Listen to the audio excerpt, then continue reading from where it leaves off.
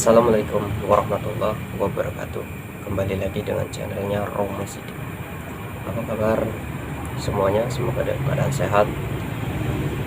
Baik, malam ini saya akan tidak memberikan amalan atau apapun, namun saya akan memberikan atau memberitahu kepada teman-teman sedulur di luar sana sejarah perjalanan spiritual saya, mulai dari saya kelas 6 SD hingga di usia sekarang.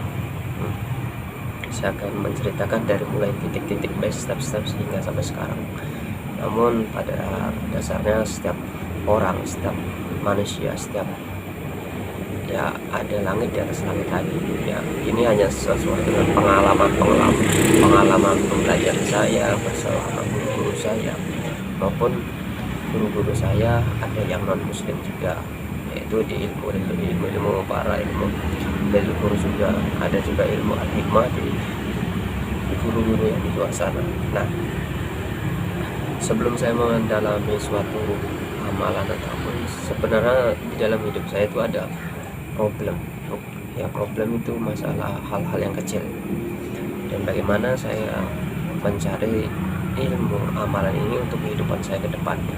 Yaitu sebenarnya saya mencari ilmu atau amalan bukan untuk saya ingin sakti, saya bisa ini bisa itu, tidak untuk itu. Namun setelah saya berapa tahun berjalan hingga saat ini, ada nilai plusnya, dan dari sebelumnya kita tidak dipandang itu seperti apa, namun ketika kita bisa melakukan seperti ini adalah ada orang-orang yang sudah menjasa kita sesuai dengan permasalahan mereka. Misalnya begini, ada sesuatu rumah tangga yang kurang harmonis bagaimana ini. Nah, dari gulung-gulung tertentu kan biasanya ada orang yang kehidupannya layak, terus kita bantu dengan kita. Nah, itulah kita bisa tahu ternyata apa yang kita cari dulu sebelah mata itu bisa berguna saat ini ketika kita sudah dewasa. Nah, jadi begini, secara awalnya dulu saya masih kurang lebih kelas 5 atau 6 SD, itu kan di wilayah lingkungan saya itu orangnya suka dengan hal-hal spiritual, orangnya berkaitan dengan hal yang metafisik lah. Kalau orang di kampung saya itu mengatakan seperti dukun lah, kalau orang zaman dulu mengatakan. Namun zaman sekarang spiritual atau ya kata-katanya itu paranormal ya. Kalau saya ada salah ngomong. Nah, lalu berjalannya waktu saya melihat orang-orang sekeliling saya yang bisa mengobati orang, dan bagaimana caranya saya lalulah berbaur kepada orang yang cukup dewasa, walaupun waktu itu usia saya masih di bawah bawah 16 tahun lah, intinya masih sangat muda saya itu. Waktu itu saya berani berkata, dan saya bagaimana sih bisa mengobati orang yang misalnya kalau orang sini bilang itu kesambet ataupun terkena ya, sambat lah ya, atau kena gangguan hal-hal yang ya itu seperti hal-hal yang halus lah, yang tidak bisa dipandang oleh mata kasat mata kita ya. Nah, situ barulah saya belajar pada orang-orang yang memang mau memberikan secara cuma-cuma. Namun di situ saya dikasih tantangan lagi, yaitu berani kita harus nemui dia di jam tertentu, dan sangat tempatnya juga benar-benar di luar dari hal-hal yang wajar ya. Kita harus ketemu di tempat yang hutan atau di kuburan tertentu ya. Waktu itu saya mencari guru saya yang pertama itu yaitu di hutan, di tempat dia aktivitas. Nah, saya datang ke tempat tersebut menggunakan senter kepala ya. Nah, saya menggunakan senter kepala untuk mencari itu. Setelah itu baru saya cari lagi. Nah, barulah saya dikasih amalan-amalan sesuai yang dulu saya mencarinya. Di kemudian hari saya mendapat ya benar, saya mengingat juga ketika guru saya memberikan satu amalan itu, sebenarnya malam itu juga saya nggak langsung dikasih amalannya. Dan malam itu ya saya datang di malam yang salah, yaitu malam Jumat. Itulah ujian atau apa ya, melihat seorang murid tidak dia mendatangi kepada kita di tempat tertentu, tempat yang bisa dibilang itu sangat mengerikan, sangat menakutkan. Nah, pada malam itu saya datang pada guru saya, almarhum lah sekarang ya, waktu saya masih SD. Ternyata malam itu malam Jumat. Nah, pada malam Jumat tersebut ternyata pantangan dalam memberikan ilmu itu tidak boleh kepada dari orang tersebut. Nah, lalulah saya berbincang-bincang terus, malam apa yang bagus, yaitu dia mengatakan malam ini dan malam ini adalah jatuh malam yang tidak baik bagi dia, mengatakan seperti itu. Nah, ketika dia memberikan perkataan seperti itu, saya juga ada rasa dongkol atau sakit hati, bukan sakit hati, kecewa juga ya. Kita sudah jauh-jauh melewati hutan-hutan, semak-semak atau rimbunan, waktu itu juga sehabis hujan sorenya. Saya datang tersebut ya, kita langsung pulang sama-sama. Namun besok malamnya saya disuruh datang ke situ lagi ya, datang nemuin dia, tapi langsung ke rumah dia ya. Saya juga tahu rumahnya gak jauh dari tempat saya tinggal.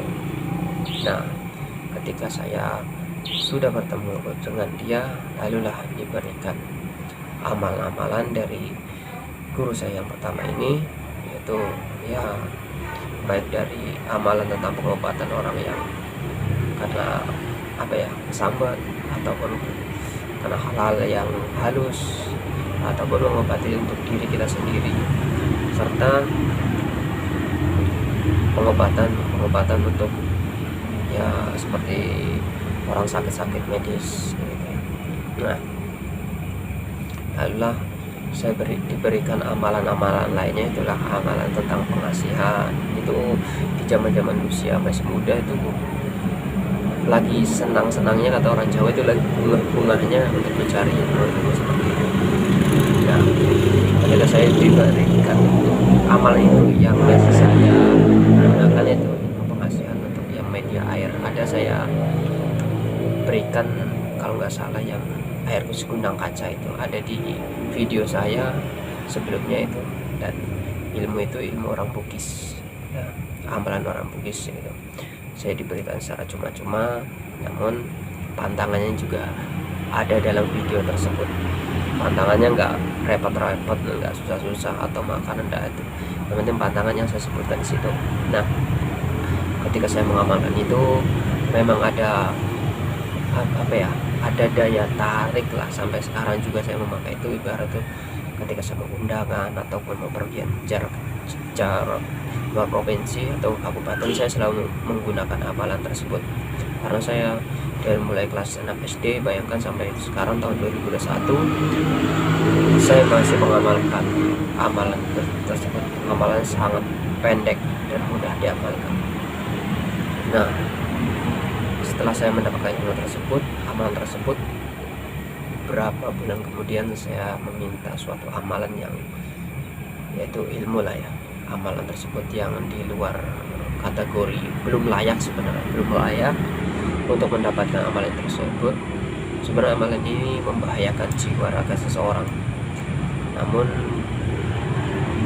di waktu itu saya mencari amalan itu kan hanya untuk, bisa bilang, untuk masih hobi-hobinya dalam mencari ilmu. Dan satu lagi tuh, kalau kata orang lagi senang-senangnya lah ya, amalan itu saya cari juga bukan untuk serta-merta di usia pemikiran sekarang yang kadang sering emosi juga kadang. Namun saya hanya ingin tahu sistem kerja ilmu yang seperti itu tuh gimana. Nah, saya diberikan, namun saat ini juga saya nggak pernah mengamalkan ilmu tersebut karena ilmu tersebut membahayakan. Ilmu ini seperti menghancurkan musuh. Namun amalan yang diberikan kepada saya itu tidak akan berfungsi jika orang itu tidak menzolimi kita ya. Saya sekuat apapun ilmu kita yang diberikan dari almarhum guru saya tersebut, tidak akan berfungsi jika kita menzolimi dia tersebut. Nah, misalnya si fulan misalnya si fulan itu zolim kepada saya, merebut tanah saya, merebut tanah tetangga orang lain, mengambil unggas-unggas atau piaraan orang lain, namun tidak ada jalan inti permasalahannya sudah dinasehatin juga tidak bisa, mau tidak mau ya, karena ilmu yang digunakan oleh guru saya ini ada ilmu yang bisa dibilang ke kanan enggak juga, ke kiri juga, karena itu dalam keadaan genting. Nah, guru saya juga berpesan seperti ini saat waktu saya masih usia berapa itu, kelas 6 SD lah kan, pas saya kelas 6 SD kan, dia pernah mengatakan seperti ini: jika kita ingin menzolim orang seperti itu, lebih baik kita pikir-pikir dahulu, kecuali sudah membahayakan jiwa kita, keluarga kita, apa boleh buat. Itu juga masih ada pertanggungjawabannya. Itu kata guru saya ya, almarhum guru saya mengatakan seperti itu. Ini bukan sekadar dongeng atau omongan saya, karena yang saya akan berikan itu ada sejarah perjalanan saya mencari ilmu. Dulu sebenarnya saya malu-malu untuk meminta ilmu ini, untuk apa syaratnya. Oh, ternyata ini. Ketika kita sudah terbuka sama guru kita, apa yang ada sama guru kita itu akan dia berikan kepada kita. Namun guru juga akan melihat sifat anak tersebut, walaupun dia lebih cerdas daripada anak lainnya, dia akan melihat dari sifat yang diperhatikan oleh guru kita, maupun dia orangnya emosian atau tidak, itu kan dia memberikannya kadang tidak pas amalan. Misalnya amalan itu ada 5 bait. Nah, satu anak ini malam ini datang 4 orang. Nah, itu tidak boleh ditunjukkan sama-sama itu, karena itu seperti guru saya juga bilang, kadang kalau memberikan kepada kepada murid yang memang keras kepala, atau dia kan amalannya bocoran di guru saya, almarhum guru saya, dia amalannya sedikit diplesetkan, jadi tidak pas. Begitu orang yang emosian, temperamental, terus bisa memicu amarah orang lain hingga terjadilah apa yang tadi almarhum guru saya bilang, jangan menzolim jika orang tersebut dizolimi, maksudnya pengamal tersebut dizolimi. Nah, ketika orang yang temperamental ini mendapatkan amal tersebut, nah yang dikhawatirkan guru saya adalah dia akan menzolimi orang yang tidak dizolim kepada dia, yaitu dengan cara sifat keras kepala atau emosian. Makanya guru saya menyalahkan amalan tersebut, misalnya di mana kamu, hanya tulisannya di mana kamunya tidak ada, misalnya begitu. Jadi menyalahkan kalimat, namun sudah dijanji oleh pada almarhum guru saya tidak boleh menunjukkan amalan ini walaupun dikasih sama-sama. Itu yang almarhum guru saya katakan dulu. Nah, ketika amal tersebut sudah dikuasain ya, itu menggunakan media prakteknya, itu menggunakan buah mengkudu. Mungkin teman-teman sebagian provinsi paham buah mengkudu ya. Buah mengkudu itu kurang lebih rasanya asam, salah asam, karena saya nggak pernah makan juga, dan saya pernah melihat buahnya kurang lebih kayak buah manggis lah gitu. Ketika kita sudah menjalankan puasa itu ya, puasanya sih normal, cuman ada amalan itu dibaca sehabis maghrib ya. Nah, buah itu ditaruh ketika penutupan puasa yang ke-7, buah itu ditaruh di halaman depan rumah kita, kurang lebih itu 7 langkah lah, 7 langkah dari kaki kita. Tarik nafas ya, nggak salah seperti itu, tarik nafas, langsung dibacakan amalannya, dihantarkan ke bumi 3 kali, biarkan 1 jam.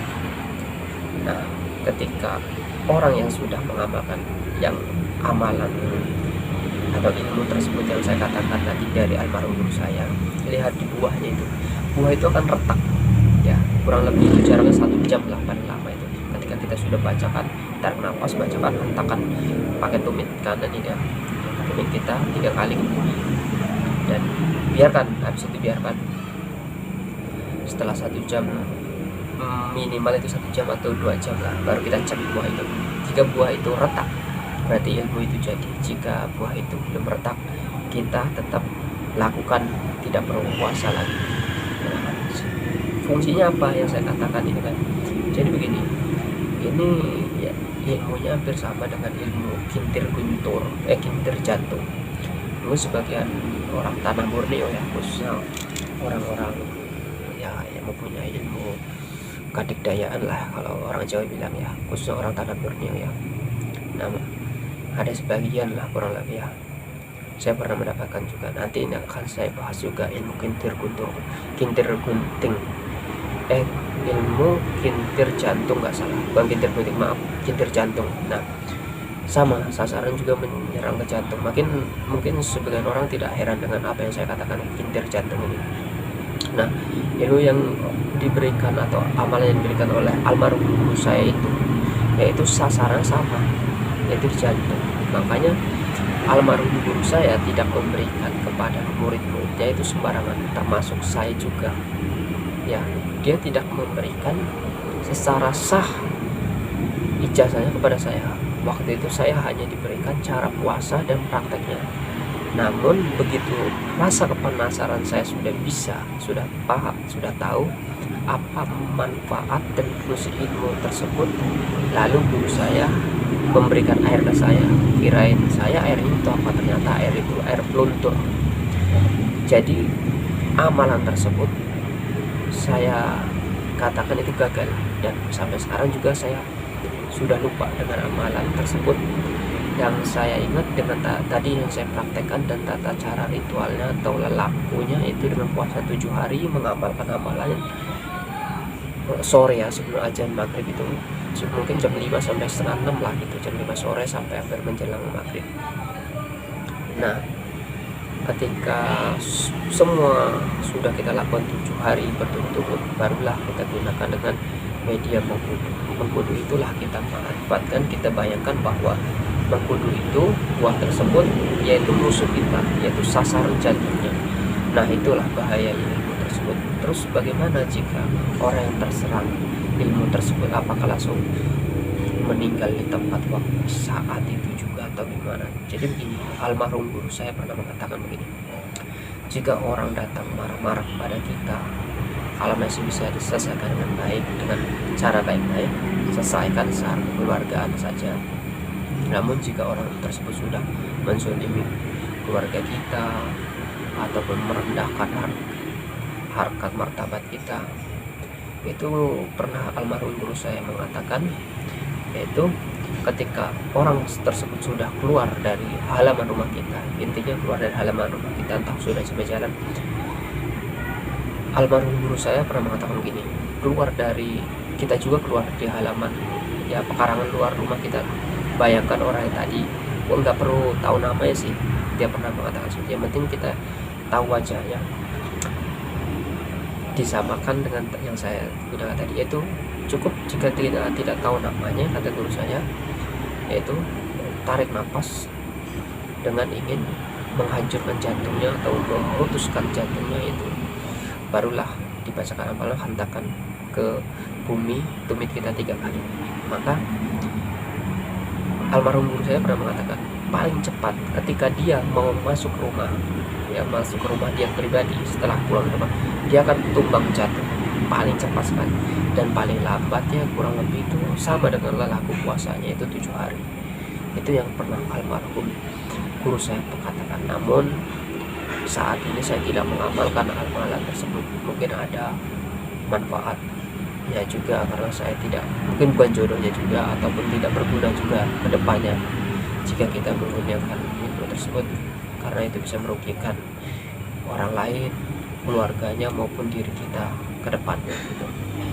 Nah, namun almarhum guru saya tidak tahu dia pernah melakukan itu tidak. Yang jelas dia mengatakan seperti itu. Semoga dia tidak pernah melakukan seperti itu juga, dan semoga dia hanya menjalankan amal tersebut tanpa pernah menzalimi orang.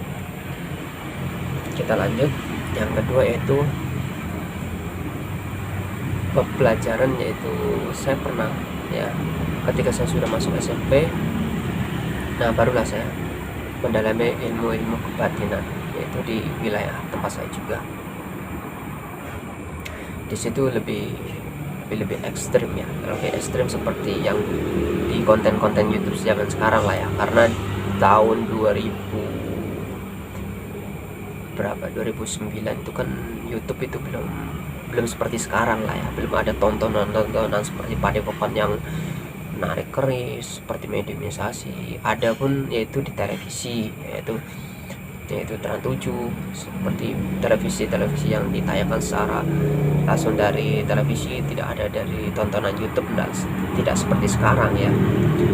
Nah, dulu saya ini pembahasan nostalgia saya zaman waktu berapa, hampir 10 tahun 12 tahun yang lalu lah kurang lebih ya, waktu saya masih menjelang SMP, masuk SMA.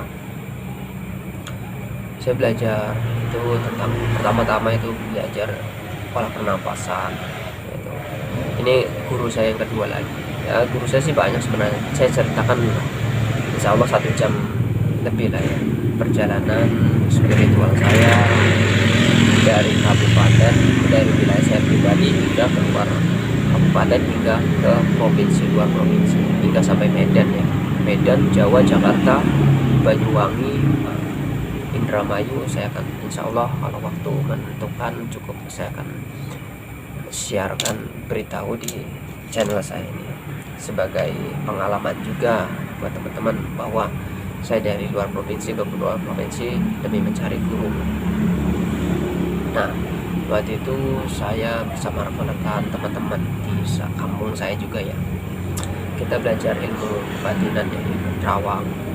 Nah, di situ banyak ujian juga bagi saya, bagi orang-orang yang belajar ilmu kebatinan lah ya, semua pasti tahu apa pantangannya. Di situ kita belajar, benar-benar belajar lah ya. Ketika saya sudah mulai mendalami semua, sudah bisa, terus untuk ilmu pengobatan maupun mediumisasi, semua ya udah bisa dibilang 70% sudah dikatakan bisa, tapi belum sempurna karena masih ada yang harus didalami lagi. Nah, situ kita sama halnya dengan seperti di konten-konten YouTube seperti itu ya, namun kita tidak ada tarifnya di situ. Kita ya, kalau kita ada kopi, ada gula, kita bawa bareng-bareng, rame-rame kita bikin sebelum jam 10, jam 9 malam kita ngepulang gitu ya. Ataupun kalau waktu tidak menentukan ya kita nyantai-nyantai dulu, karena misalnya mau pengerjaannya jam 2 malam, latihannya kita ngopi-ngopi jam 9, jam 10 agar di jam 11 ke atas itu tidak ngantuk. Nah, lalulah kita banyak ya waktu itu di wilayah saya itu pengobatannya itu bisa dibilang medis dan non medis. Yang membuat saya semangat itu yaitu pengobatan medis dan non medis. Ada juga yang orang terkena sihir seperti santet itu ya, ya jauhkanlah dari hal-hal seperti itu, ataupun perdebatan secara mulut atau argumen-argumen yang tidak pasti, ataupun mengeraskan secara pikiran kita kepada rekan kerja kita, teman kita, ataupun orang di sekeliling kita. Jika memang kita paham dan orang tersebut suka bermain seperti itu, lebih baik kita mundur ya. Ini orang, saya katakan orang yang tidak usah berdebat dengan orang yang mempunyai ilmu yang tidak baik ya. Kalau orang-orang yang mempunyai ilmu baik silahkan, tapi dengan kalimat-kalimat yang baik lah. Pada dasarnya setiap orang yang belajar ilmu apapun, pastilah dia mempunyai pisau untuk perisai dia, untuk penjagaan dia, walaupun dia tidak menggunakan. Itu tergantung orang tersebut masing-masing. Nah, dalam pengobatan non medis itu saya juga pernah ikut gitu, memindahkan. Waktu itu saya tidak memindahkan, cuman saya mengikut acara tersebut, itu orang tua saya pribadi ya, itu terkena usus buntu. Sebenarnya udah koronis. Nah, saya waktu itu belum sampai tahap yang lebih tinggi sih, namun rekan-rekan yang sudah di atas saya sudah melewati tahap-tahap tersebut. Lalulah luka yang di dalam usus orang tua saya itu ya, seperti lecet, bukan usus buntu, nggak salah, hanya di asam lambung. Asam lambung nggak salah, itu sudah parah. Itu di dalam satu baskom ya, ada baskom, ada kapas, lampu langsung dimatiin. Di situ menggunakan tenaga dalam.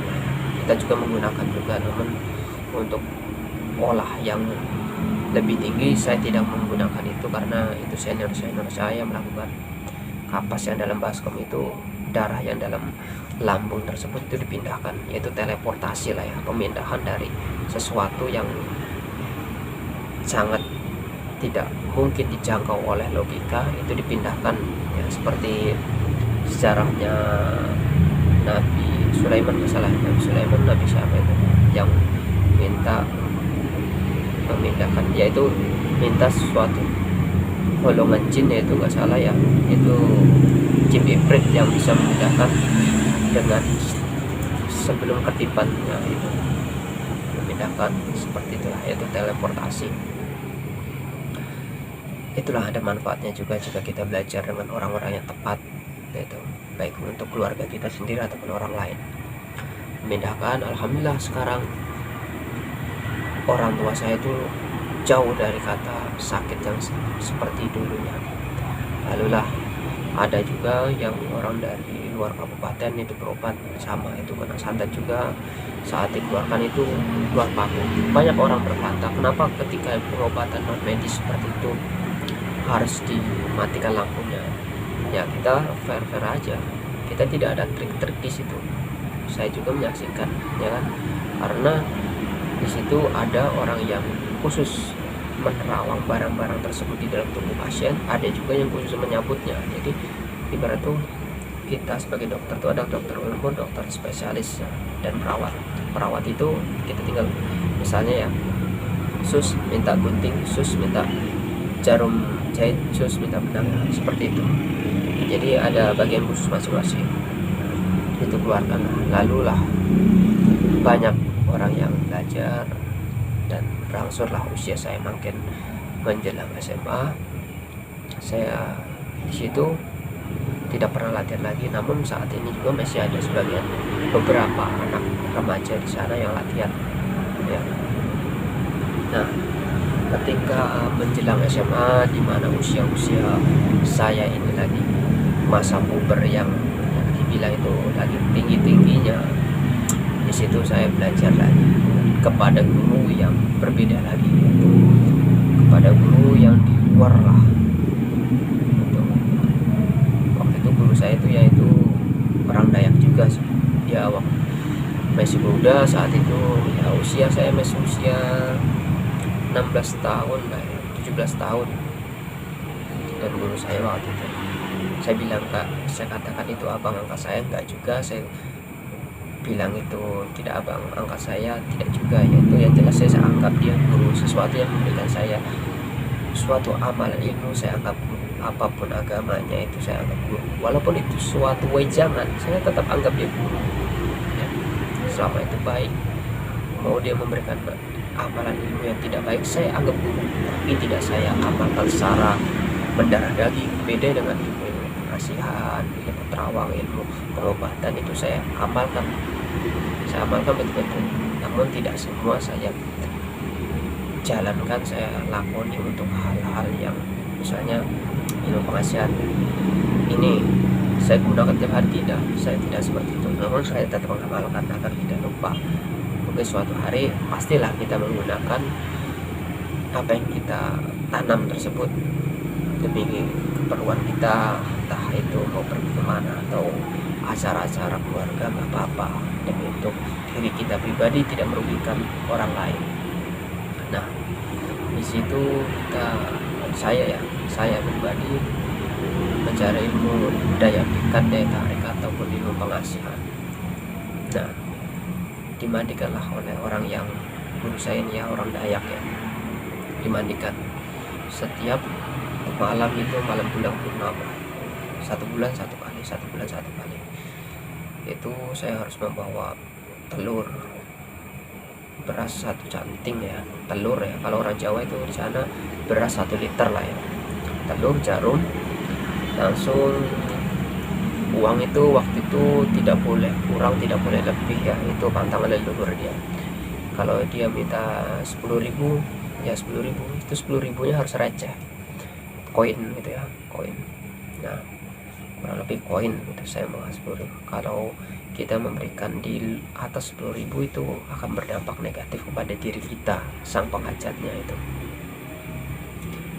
Nah, lalulah seperti itu saya dimandiin oleh guru saya ini, dimandiin demi untuk ya, ini masih masa remaja saya ya, masih mencari belum saya patenkan dalam diri saya untuk menjadi orang yang bisa membantu seperti orang guru saya juga membantu orang lain. Nah, lalu saya dimandiin setiap malam, bulan purnama 1 bulan sekali dimandiin terus. Memang ketika kita dimandiin mempunyai daya ya sangat jauh lah dari sebelumnya tuh. Kita santai sini banyak kelir, santai sana, bahkan orang yang sudah wanita yang sudah bersuami aja bisa terpikat sama kita. Makanya ilmu pengasihan tersebut saya katakan jangan sampai diamalkan, digunakan oleh orang-orang yang tidak benar. Karena orang yang imannya itu, orang yang melihat orang yang dimandi seperti ini, misalnya saya dimandi oleh guru saya, terus ada wanita ini yang keimanannya kurang, maka jika laki-laki yang sudah dimandi pakai air ya di ritual seperti itu akan tertarik, bahkan bisa rumah tangganya hancur.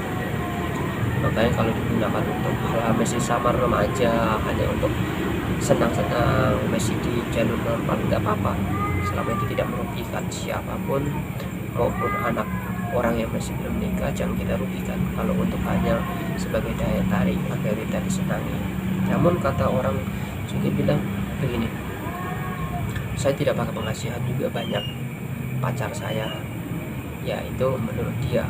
Namun tidak dipungkiri juga orang yang banyak pacaran juga bukan berarti dia bisa setia gitu kan. Nah, yang saya katakan kan di sini kita mencari pengasihan, yaitu untuk mencari yang pasti. Mencari yang pasti ini memang jodoh semua ditentukan oleh Allah ya, udah dituliskan di Lauhul Mahfuz ya, jodoh kita masing-masing. Ibarat kita mulai jalan ini akan ketemu 100 lubang. 100 lubang itu akan menyentuh di ban motor kita, ban mobil kita. Namun kita akan menemukan jalan yang lebih bagus, jalan lurus, yaitu sama dengan jodoh kita. Dalam perjalanan kita sebelum berumah tangga, ini khususnya yang sudah berumah tangga, pastilah merasakannya putus sesama pacar, bahkan pacar yang pernah kita pacarin, kita sayang juga putus, bahkan sampai sekarang berjodoh dengan kita. Namun begitu kita sudah nikah sama istri kita sekarang, lebih baik kepribadiannya daripada mantan kita. Itulah yang saya katakan, kita akan menemukan 100 lubang di jalan dan akan menemukan jalan yang bagus, jalan lurus, yaitu istri kita. Jadi buat yang masih remaja ini, saya katakan tidak perlu berputus asa setiap pacaran, tidak perlu ketika putus langsung minum-minum, tidak perlu harus langsung depresi, tidak perlu seperti itu. Memang saya merasakan juga dulu masih remaja bagaimana rasanya ya putus cinta. Begitu juga lah semua orang-orang yang mencari ilmu pengasihan ataupun amal maupun yang sudah dimandiin terima jadi, ya sebenarnya dia jujur aja, semua mereka itu merasakan bagaimana rasanya disakiti, bagaimana rasanya dikhianati. Sebenarnya mereka yang mencari pengasihan ini yaitu ingin lebih tampil, lebih menarik dengan cara seperti itu, yaitu lebih disayangi. Ya, ilmu pengasihan ini, pemikat ini, dia identik dengan daya tarik. Jadi kalau misalnya saya memakai ini, wanita-wanita di luar itu akan tertarik sama kita. Beda dengan seseorang yang tidak memakai ataupun orang yang suka menggodain wanita, itu beda lagi caranya gitu ya. Sebentar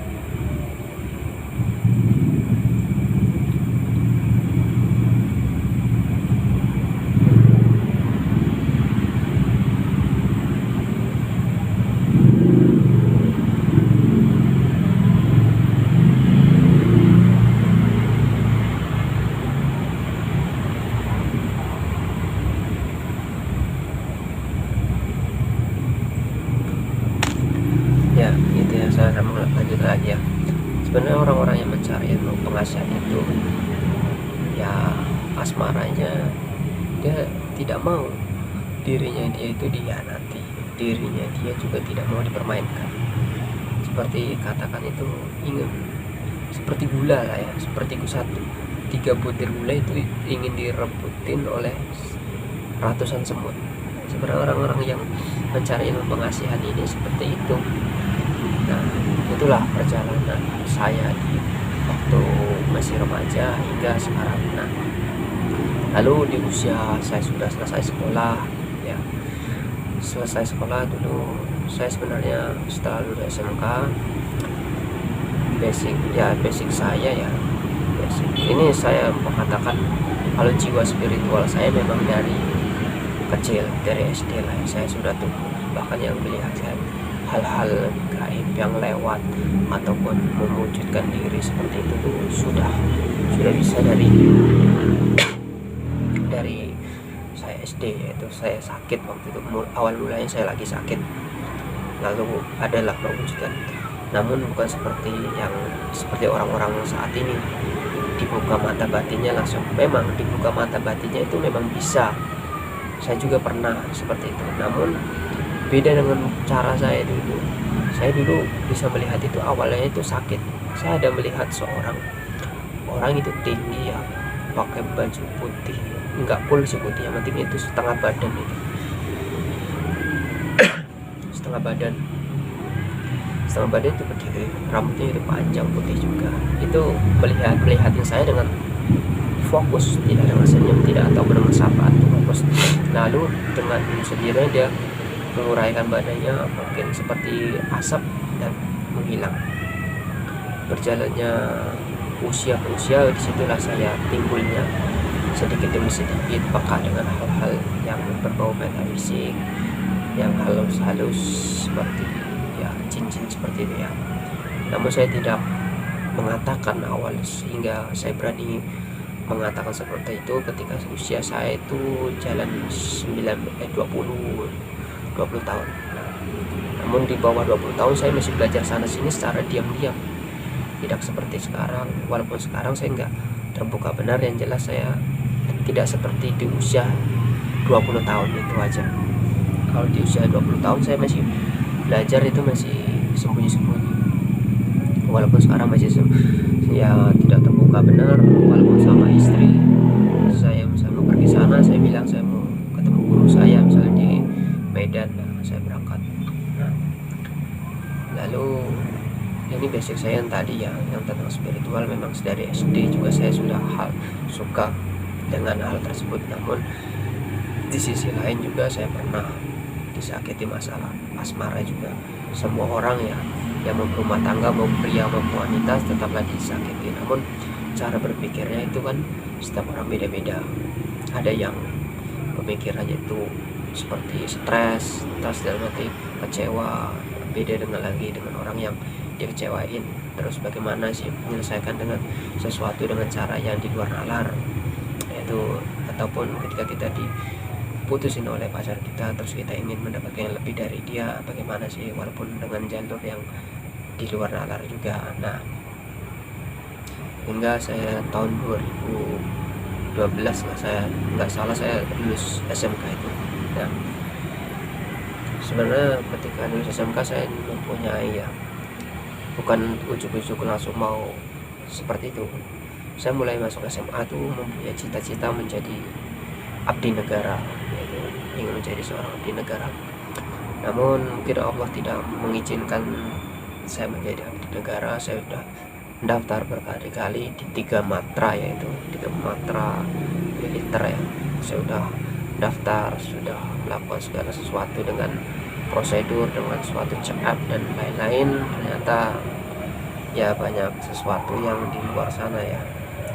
Saya waktu itu usia saya juga sudah masuk 21 lebih, karena mendaftar instansi itu kan harus usia 17 tahun 8 bulan, 17 tahun 8 bulan, dan batas maksimal itu 22 sudah harus bisa jadi di bawah 22 kita masih bisa daftar kalau gugur. Nah, ketika saya sudah tidak bisa mendaftar itu ya, lalulah saya punya teringat ingin kembali lah ya, ingin kembali tidak juga, cuman saya tuh ke hal tersebut juga masih tertarik. Ibarat tuh ada mengatakan seperti ini,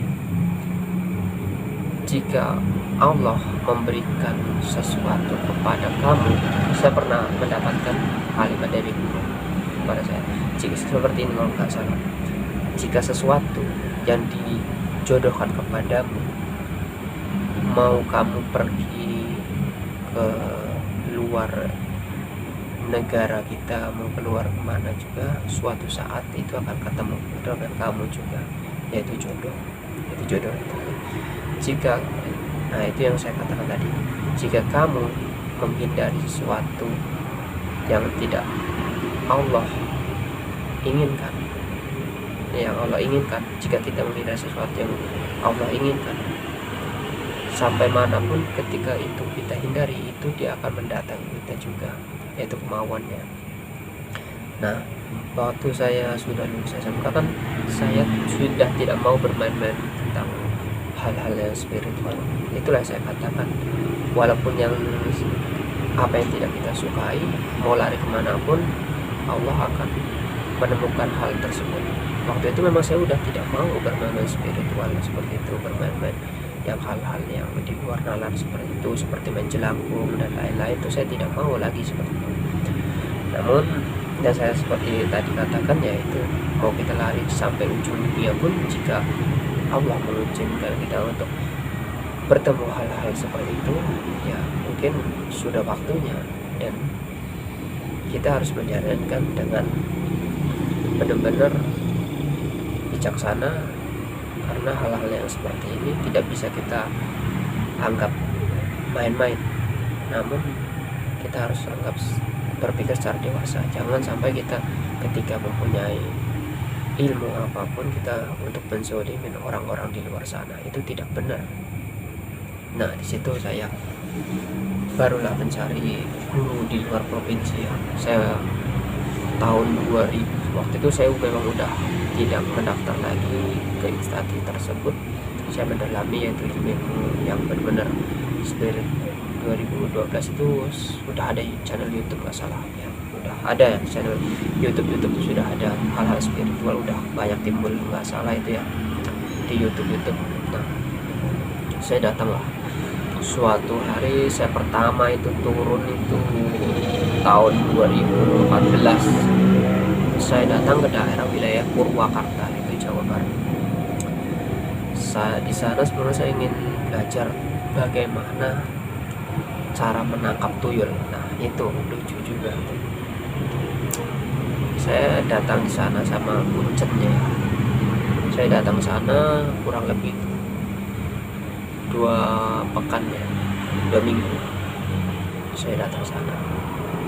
Ya, memang sih sebenarnya itu cara menangkap tuyul itu beda cara, beda guru. Yang perlu saya tekankan, ingatkan, beda guru, beda cara ya.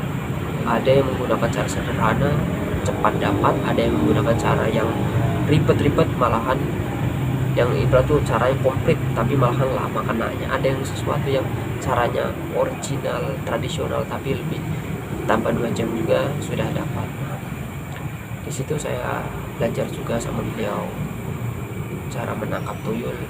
Namun yang herannya itu, begitu kita menangkap tuyul itu tidak dimasukkan botol, ada ruangan khusus.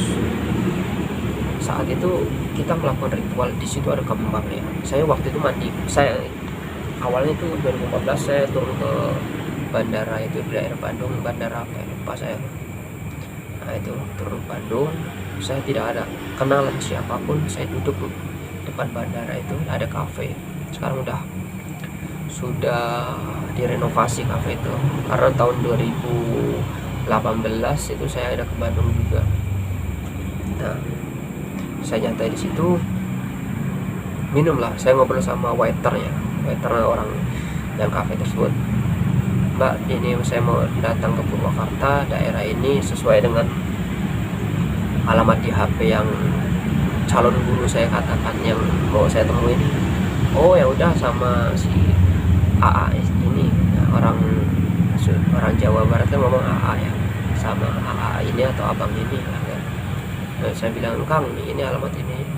Ya udah, kalau mau saya antar dari sana berapa jam, saya bilang kan. 2 jam lah dari bandara ke Purwakarta, karena ini masuk ke desa juga ya. Nah, begitu perjalanan saya begitu, saya negosiasi lah masalah biaya, dan waktu itu saya tidak memperhitungkan biaya. Yang penting tujuan saya ya dalam mencari guru itu, saya berangkat selamat dan tepat ke tempat guru tersebut dan bisa pulang dengan selamat, tidak memikirkan biaya itu habis berapa. Nah, saya tidak memikirkan itu. Yang penting ya, sampai sekarang juga saya masih berkomunikasi kadang sama orang yang dulu pertama sekali saya datang ke Jawa Barat, itu yang AA tadi itu, kurang lebih namanya Kang Dede ya. Dia supir daerah Jawa Barat, yaitu supir taksi ya waktu itu. Nah, ketika saya sudah sampai di tempatnya sih ya, saya bilang, itu panggilannya Abah lah ya, namanya kan privasi juga, nggak boleh saya sebutin, saya panggil Abah. Begitu saya ketemu sama si Abah nih, ketemu di jalan, karena rumah dia kan masuk desa, takutnya kita tersesat, dan dia menunggu di perempatan ya. Kita ketemu sama si Abah itu, baru naik mobil sama-sama kita bertiga, kita ke rumah makan, kita makan dan lanjut ke rumah beliau ya, ke tempat Abah ini ya. Rumahnya itu dari tepi jalan, perempatan jalan itu nggak kelihatan dia, karena di lereng-lereng gunung rumahnya itu ya. Ya rumahnya itu sederhana sih, kecil, pakai bambu, pakai atap ya. Ya saya tidak menanyakan dia pakai rumah asli atau ini hanya sebagai tempat prakteknya atau gimana. Yang jelas sih kalau saya amati memang itu bukan tempat rumah aslinya ada di, ya saya sedikit paham lah dengan bahasa mereka ya kan, tentang oh ini bukan tempat kita lah gitu, karena ngomong sama si Kang Dede ini kan, ini bukan tempat kita, ini tempat kalau ada orang penghajat atau mau belajar sini kita bawanya sini, karena di sini ada ya, dia mengatakan seperti ini ada aliran dari si, nggak salah sih, makhluk halus lah, yang memang gampang ditangkapnya di sini. Nah, kurang lebih itu jam 9 malam lewat lah ya, cuaca di sana sudah mulai dingin. Itu Jawa Barat itu kan, daerah Purwakarta itu udah jauh lagi dari Jakarta itu. Benar-benar dalam saya mendalami mencari guru, saya tidak pernah datang dari wilayah provinsi saya itu bersama rekan saya, itu tidak pernah. Saya menggunakan diri saya pribadi, menekatkan diri untuk keluar provinsi menimba ilmu. Nah, ketika sana saya barulah mandi di situ, bak mandinya sudah disediain kembang. Saya katakan sama Abah itu, Bah, kenapa air yang dipakai dari kembangnya? Ya dia ngomong gini, nggak apa-apa, mandi aja, nggak tidak kan, itu untuk badan kamu biar bersih. Ya saya itu sedikit paham juga, karena sebelum saya kan di kampung saya, di wilayah tempat saya dulu tinggal, saya juga pernah dimandiin, karena itu untuk ilmu batin dan juga membersihkan diri kita agar penyerapan belajar ilmu juga energi-energi negatif dalam tubuh kita, juga hal-hal yang dianggap itu bisa dibilang najis itu juga hilang. Nah, saya paham juga untuk apa saya mandi aja. Nah, setelah mandi lalu saya pakai pakaian bersih, pakai sarung waktu itu ya, pakai minyak wangi yang sudah disediakan dari beliau juga, nggak tahu maaf ya. Nah, itu jam 12 malam ya, jam 12 malam kita, setelah mandi saya memang istirahat dulu 1 jam lebih, jam 12 kita bangun. Di situ ada ruangan itu kurang lebih 2 kali 3 lah, kurang lebih 2 kali 3 lah gitu ya, kecil lah, sedang lah gitu, nggak terlalu luas, nggak terlalu kecil, pokoknya bisa dimuat orang 5 lah. Nah, masuklah kita ke situ. Saya sama siapa sih ya? Sebenarnya di situ tidak ada, hanya ada satu tuh seperti kendi, dan situ sudah ada bahan ritual itu seperti sesaji. Saya katakan sama Abah, Bah ini untuk apa? Ya ini untuk memanggil anak kecil, dia katakan seperti itu. Oh, anak kecil gimana? Dia bilang kan, nanti ya apa, malam-malam ada anak kecil, saya katakan seperti itu kan. Ya dia, kamu diam aja, kamu kan mau belajar nangkap tuyul gitu kan. Ya Oh iya ya bah, saya bilang kan. Saya udah ikutin abah. Ya itu pakai bahasa bahasa Sunda asli lah, itu pokoknya bahasa Sunda asli, pokoknya ada bahasa kalimat muslimnya juga yang masuk, Arabnya juga ada, bahasa Sundanya juga. Nah begitu dia bakar dupa itu ya, dupa kurang lebih berapa batang lah gitu dengan sesaji, lampu mematiin, kita menggunakan pelita zaman dulu itu yang pakai minyak tanah itu kan. Nah kita waktu kita ritual kurang lebih itu ada 10 menit di atas lah ya, kurang lebih. Saya juga tidak memperhatikan ya, cuman saya bisa merasakan kalau itu mulai yang lama itu di atas 5 menit ya, kurang lebih 10 menit ke atas lah. Nah pintu itu dalam keadaan tertutup. Di situ ketika si abah ini mulai berzikir, yaitu apa ya, lampu yang menggunakan pelita itu mulai bergoyang. Ada angin masuk, angin masuk, angin masuk, angin masuk, angin masuk. Lalu kurang lebih cukup lama lah ya, cukup lama. Saya juga cikir mengikuti beliau lah ya, si abah ini ngikutin. Dan memang di pandang mata saya juga, saya melihat anak kecil tersebut, yaitu tuyul tersebut, yaitu kurang lebih ada 2 waktu saya hadir. Nah hadir teman nggak ditangkap, cuman dia mengatakan seperti ini, nggak salah seperti ini, kalau bahasa Indonesia, ini ada tamu yang ingin bertemu dengan kamu, sekiranya kamu senang tidak. Nah waktu itu dia tidak menjawab, dan tidak menjawab, siapa ini diam aja. Setelah itu kan ya, pakai bahasa apa lagi, pokoknya pakai bahasa Sunda. Habis itu kedua makhluk tersebut itu ibarat kita melihat, setelah itu melihat lagi hilang. Itu kayak kita nih mimpi tapi tidak mimpi, kita bisa melihat barang tersebut sekilas dalam waktu itu tidak sampai 1 menit saya. Nah saya diam aja seperti itu kan. Saya ketika abah sudah selesai ritualnya bersama saya sebenarnya sana tuh saya tidak mencari untuk tuyul seperti itu untuk dipelihara, tidak. Namun saya dapat info dari teman saya bahwa di sana itu bisa belajar memanggil tuyul. Nah, memanggil tuyul bukan berarti kita untuk hal pesugihan, itu bukan seperti itu tidak benar. Nah begitu itu paginya setelah malam selesai ritual, kita ngobrol sebentar, ngopi, langsung tidur. Paginya baru cerita lah bahwa kedua anak kecil tersebut memang tidak menyukai kehadiran saya. Entah apa maksudnya dia tidak menyukai kehadiran saya, atau padahal suatu salam, sholawat juga saya sudah saya sebutkan sesuai dengan abah ya, yang menyuruh saya. Mungkin ada sesuatu yang di dalam tuyul tersebut tidak menyukai apa yang ada di badan saya, karena setiap jin itu kan mempunyai kasta atau tingkatannya masing-masing.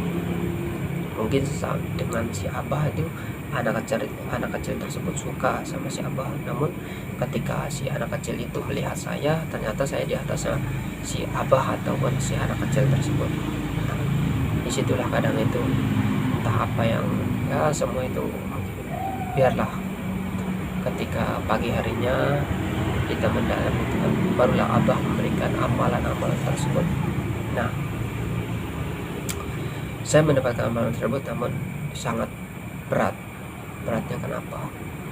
Untuk kita bisa mendalami ilmu tersebut, ternyata kita harus ritual besar, seperti kita memotong kambing atau memotong kerbau.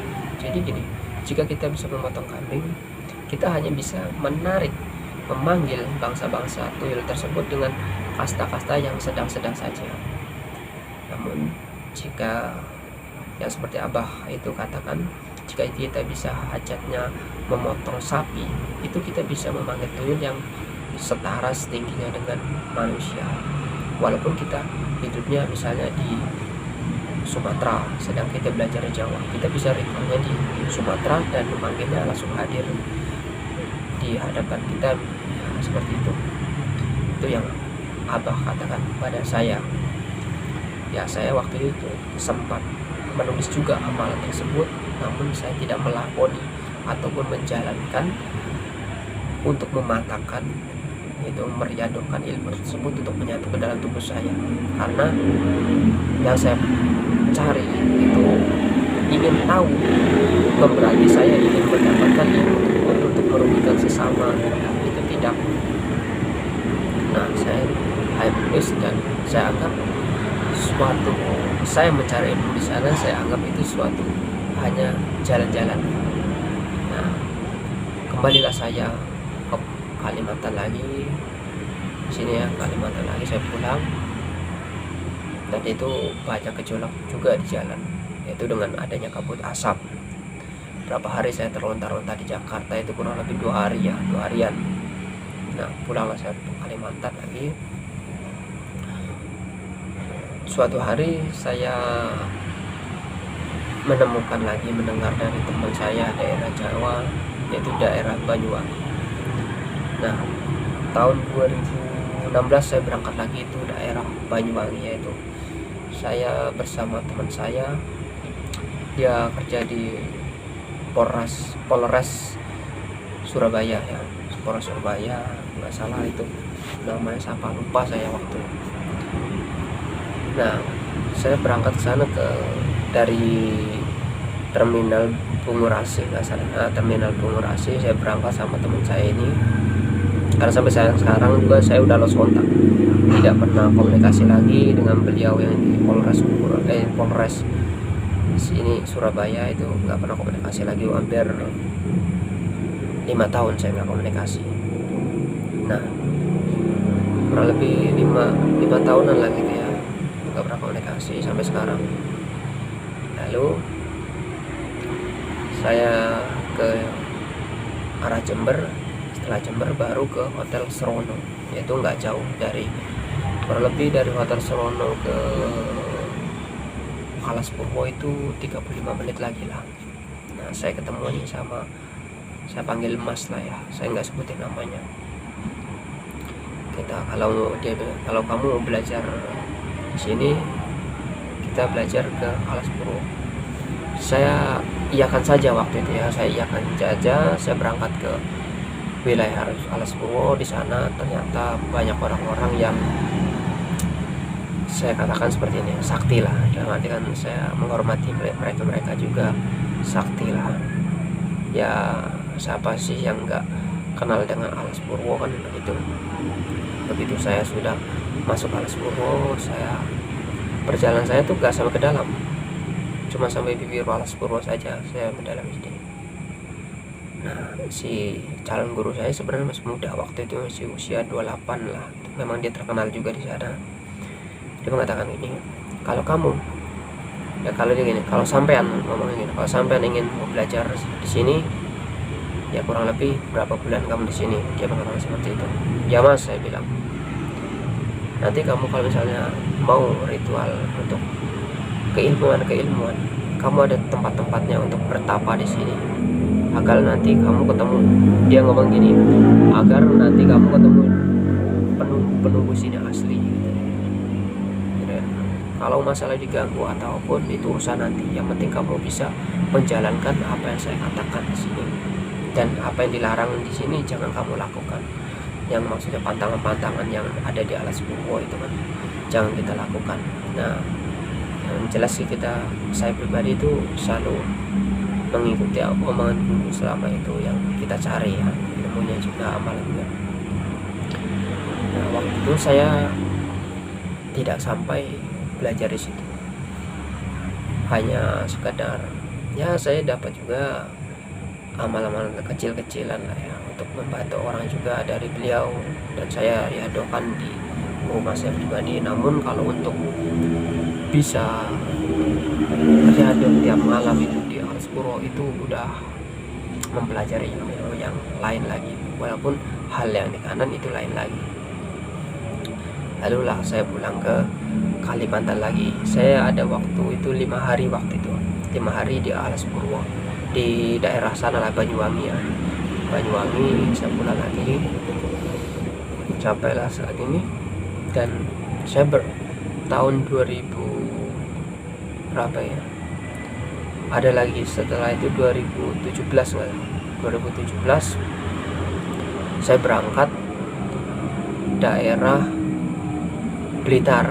Nah, saya ini sebelum bentar, daerah Blitar ini saya sebenarnya kunjungan aja, ingin melihat suatu padepokan bagaimana. Saya cuma 2 hari situ bersama teman saya. Yang jelas saya dari rumah saya ke Blitar ke Jawa Timur itu sendirian. Saya ketemu teman dengan rekan saya di sana itu, jadi berdua ke arah Blitar. Itu cuma 2 hari. Saya pulang lagi ke tempat tinggal saya saat ini, dan tahun 2018 saya berangkat ke suatu padepokan, yaitu di Jawa Timur, tepatnya itu daerah bukan Jawa Timur, Jawa Barat. Ke Jawa Barat tahun 2018 itu bulan 10 ya, ingat saya, bulan 10 saya menemui guru, saya anggap itu guru saya, karena saya di situ belajar.